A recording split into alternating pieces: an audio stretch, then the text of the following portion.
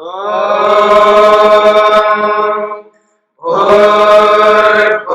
स्वः तत्सवितुर्वरेण्यं भर्गो देवस्य धीमहि धियो यो नः प्रचोदयात्।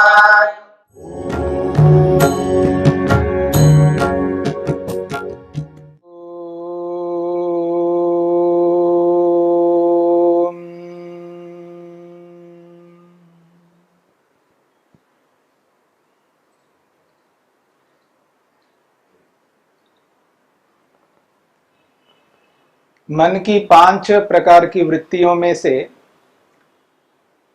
प्रमाण वृत्ति और विपर्यय वृत्ति, इन दोनों वृत्तियों को लेकर के विचार किया। विपर्यय वृत्ति में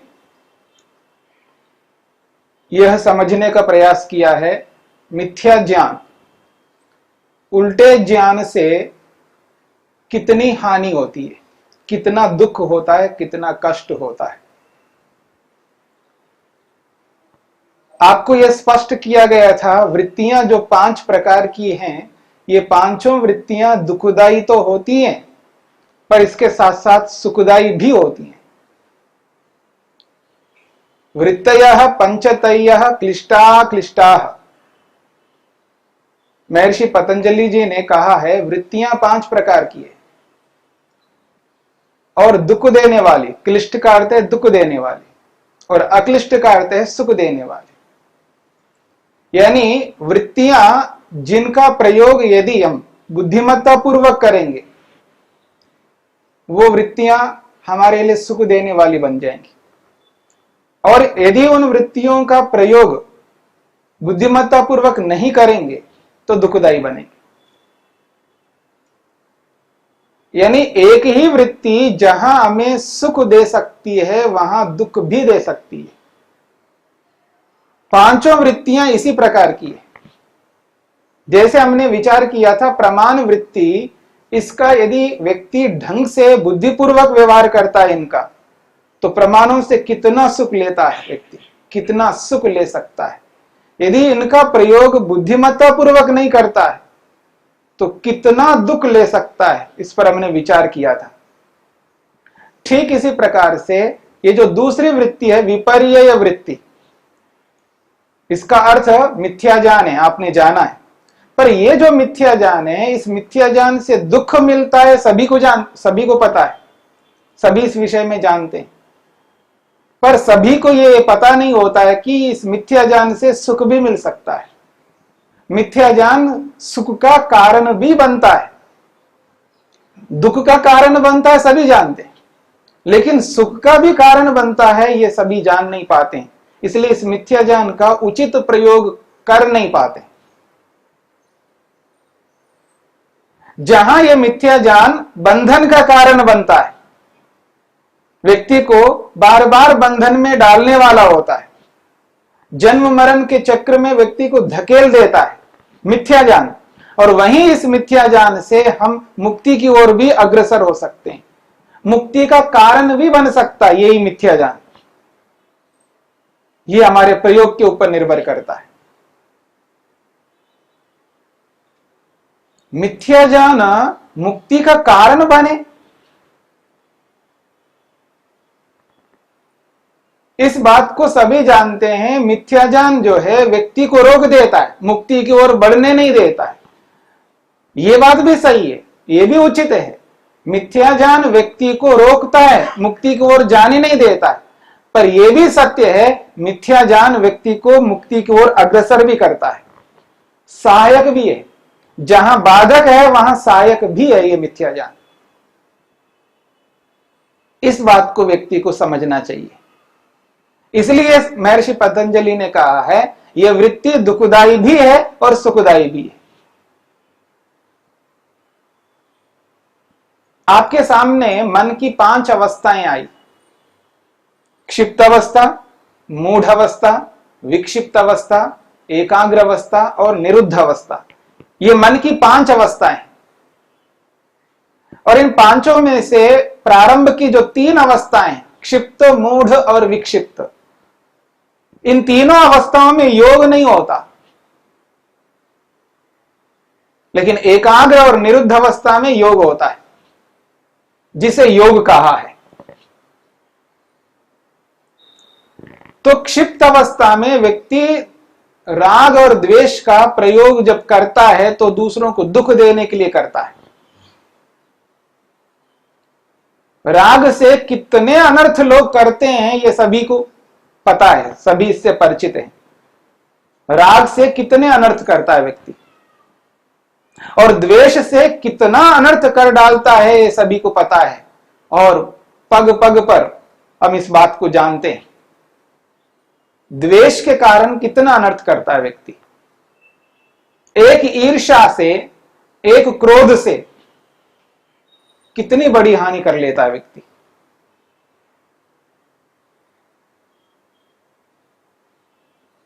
थोड़ा सा आवेश आ गया और किसी को मार डाला, किसी को बर्बाद कर दिया।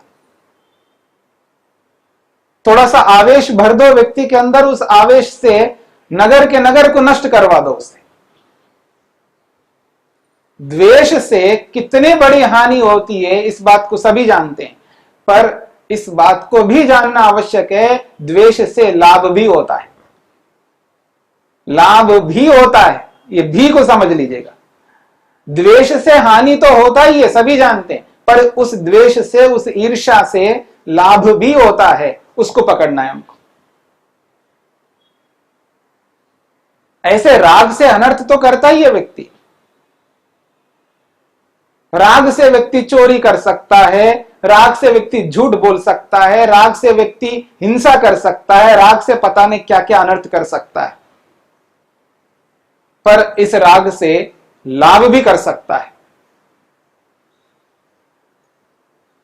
किसी के प्रति राग है और उससे हम अच्छे काम भी करवा सकते हैं। किसी के प्रति राग हो जाए और वो व्यक्ति उस व्यक्ति से अच्छे कर्म करवा सकता है, और अच्छा कर्म करवा करके वो भी उसका फल ले सकता है और करने वाला भी फल ले सकता है। जहां कृत से लाभ मिलता है, स्वयं करने से लाभ मिलता है, और दूसरों को कराने से भी लाभ मिलता है। एक कृत होता है, एक कारित होता है। खुद स्वयं करना वो है कृत, स्वयं ने किया, कृतम। और दूसरा है कारित, दूसरे से करवाना। करवाने से भी हमको सुख मिलता है, उसका फल मिलता है। किया तो सामने वाले ने, लेकिन मैंने करवाया तो उसका फल मेरे को भी मिलेगा, प्रेरणा का भी फल मिलेगा। इसलिए व्यक्ति राग से युक्त होकर के किसी को अच्छा पुण्य कर्म भी करवा सकता है। मैं आपके सामने कुछ उदाहरण देता हूं। मिथ्या ज्ञान से व्यक्ति अच्छे कर्म कैसे करता है।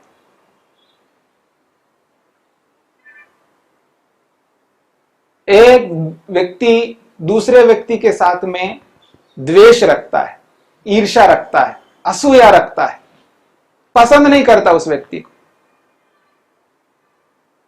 और उसने, सामने वाले ने, जिसके प्रति वो द्वेष करता है, उसने दान की घोषणा कर दी। मैं 1 लाख रुपए अमुक व्यक्ति को देता हूं, अमुक संस्था को देता हूं। अलग अलग संगठन है दुनिया में, अच्छे काम करने वाले हैं, परोपकार करने वाले हैं। उसके मन में आया और उसने उस संस्था को दान दे दिया 1 लाख रुपए।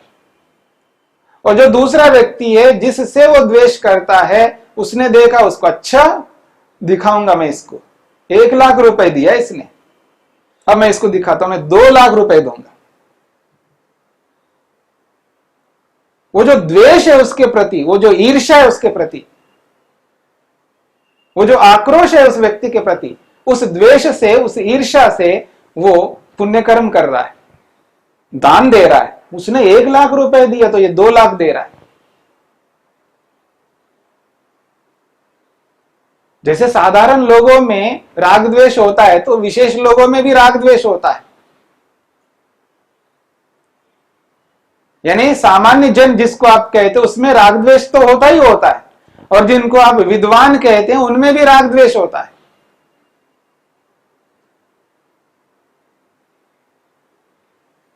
वो ये क्या करते हैं, एक ने बहुत अच्छी पुस्तक लिखी, बहुत अच्छी पुस्तक लिखी है और जनता उसका लाभ ले रही है, और दूसरे विद्वान ने देखा अच्छा इसने एक पुस्तक लिखी, इसको मैं दिखाऊंगा, मैं 2 पुस्तकें लिखूंगा, और 2 पुस्तक लिख डालता है। उस एक पुस्तक से दुनिया का लाभ होगा तो उसने 2 पुस्तकें लिखी, तो उन 2 पुस्तकों से भी दुनिया को लाभ होगा। वो द्वेष से प्रेरित होकर के वो व्यक्ति पुण्य कर्म कर रहा है, और ऐसा करना उसको मुक्ति की ओर ले जाएगा। ऐसा करना उसको बंधन की ओर नहीं ले जाएगा, वो मुक्ति की ओर ले जाएगा, क्योंकि अच्छा कर्म कर रहा है। तो कोई द्वेष से भी अच्छा कर्म करता है, द्वेष से बुरा कर्म करता है, ये सभी जानते हैं, और इनके उदाहरण देने की आवश्यकता नहीं है, क्योंकि पग पग पर आप देख रहे हैं हर समय व्यक्ति किसी न किसी को देखता रहता है, द्वेष से प्रेरित होकर के कितना अनर्थ करता हुआ दिखाई देता है, पर उसी द्वेष से कितना अच्छा सार्थक कर्म भी कर सकता है। बस अंतर इतना सा है, द्वेष से प्रेरित होकर के जो गलत कर्म किए जाते हैं वो सर्वाधिक किए जाते हैं, बहुत गलत काम करते हैं लोग। इस मिथ्या ज्ञान से प्रेरित होकर के गलत काम ही करते जाते हैं, लेकिन कोई कोई विरला व्यक्ति कभी कभी परिस्थिति विशेष में, काल विशेष में वो अच्छा काम करने लगता है, वो कोई कोई एक आध काम करने लगता है, पर दोनों कर्म है, एक अच्छा कर्म हो रहा है द्वेष से और एक बुरा कर्म हो रहा है, लेकिन बुरे कर्म ज्यादा हो रहे हैं, अच्छे कर्म बहुत कम हो रहे हैं। अगर आप द्वेष रखते हुए ही आपको द्वेष ही रखना है तो कम से कम उस द्वेष का प्रयोग अच्छे काम के लिए करो।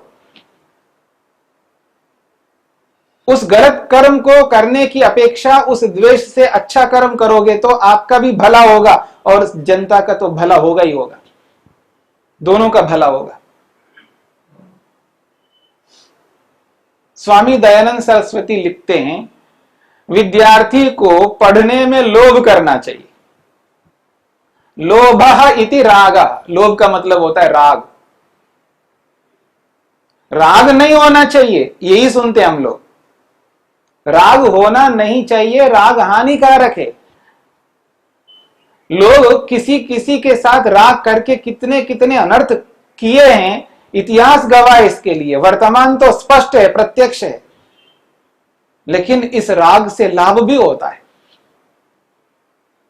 पढ़ने में लोभ करो, यह विद्यार्थी के लिए कहा जा रहा है। यदि विद्यार्थी पढ़ने में लोभ नहीं करेगा, पढ़ने में राग नहीं करेगा, तो पढ़ाई नहीं कर पाएगा, विद्या ग्रहण नहीं कर पाएगा। और विद्या हमेशा मुक्ति के लिए होती है, ज्ञानानुमुक्ति कहा है। विद्या से व्यक्ति को मुक्ति मिलती है, विद्या से व्यक्ति के दुख छूट जाते हैं, कष्ट दूर हो जाते हैं, क्लेश दूर हो जाते हैं विद्या से। और यदि वो व्यक्ति राग से युक्त होकर के वो विद्या ग्रहण कर लेता है तो उसका कल्याण होगा और दूसरों को हानि नहीं पहुंचाएगा। तो राग से भी अच्छा कर्म करता है व्यक्ति, द्वेष से भी अच्छा कर्म करता है। यानी अविद्या हानिकारक है, लेकिन उस अविद्या को लाभकारी कैसे बनाया जाए, यदि इस शैली को व्यक्ति पकड़ ले, इस स्थिति को जान ले कि इस अविद्या से मैं लाभ उठाऊंगा, हानि नहीं उठाऊंगा, तो उसका योग प्रारंभ होने लग जाएगा। क्योंकि हम लोग 3 अवस्थाओं में ही उत्पन्न होते हैं और 3 अवस्थाओं में ही बड़े हो जाते हैं और तीनों अवस्थाओं में बूढ़े हो जाते हैं और तीनों अवस्थाओं में ही मर जाते हैं। हमारा जो जीवन की यात्रा है, बहुत लंबी यात्रा, ये पूरी यात्रा में तीनों अवस्थाओं में रह करके हम काम करते हैं। ये तो क्षिप्त अवस्था में रहेंगे, या मूढ़ अवस्था में रहेंगे, या विक्षिप्त अवस्था में रहेंगे। और इन तीनों अवस्थाओं में रह करके हम पाप कर्म बहुत अधिक करते जा रहे हैं, क्योंकि इन तीनों अवस्थाओं में राग द्वेष ये सदा रहते हैं। और इन राग द्वेष के कारण से हम इतने गलत कर्म करते जा रहे हैं, इतने गलत कर्म करते जा रहे हैं, और एक ऐसी स्थिति आ जाएगी हमारे कर्म पाप अधिक बढ़ जाएंगे। ये जो मनुष्य का शरीर हमको मिला हुआ है, ये दोबारा मिलना मुश्किल हो जाएगा, क्योंकि ये जो शरीर मिला है ये मुक्ति के लिए, मोक्ष के लिए, अपवर्ग के लिए मिला है, दुखों को दूर करने के लिए मिला है। यदि आत्मा अपने दुखों को दूर कर सकता है, इस मनुष्य शरीर में ही कर सकता है।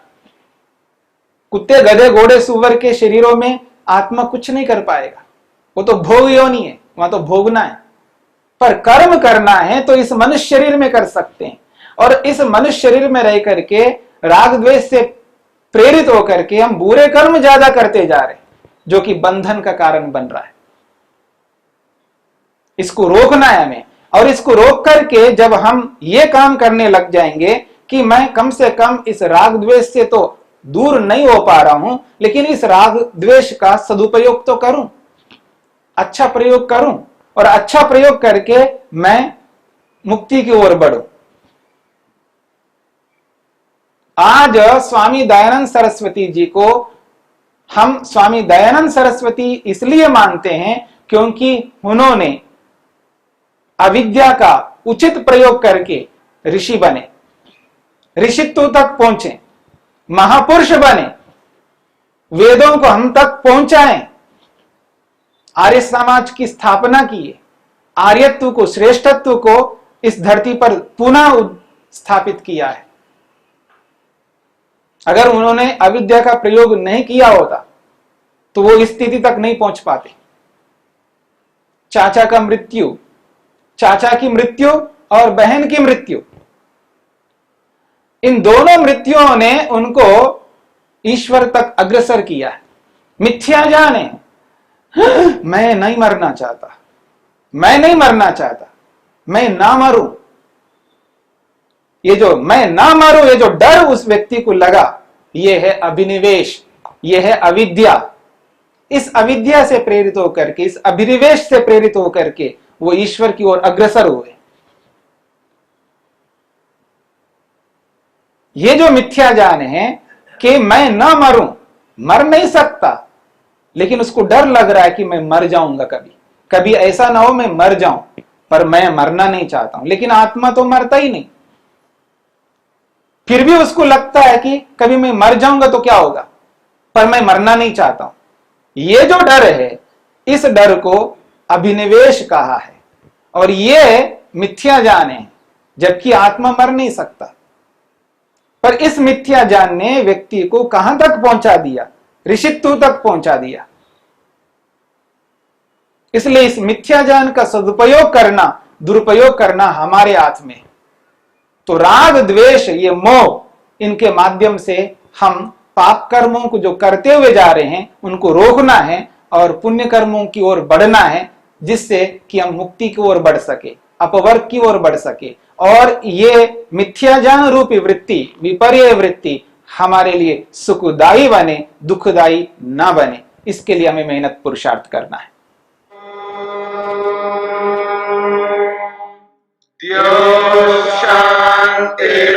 शांतिरंतरिक्षं शांति पृथिवी शांतिरापः शांतिरोषधयः शांतिः वनस्पतयः शांतिर्विश्वे देवाः शांतिर्ब्रह्म शांति सर्वं शांति शांतिरेव शांति क्षमा शांतिरेधि। ओम शांति शांति शांति।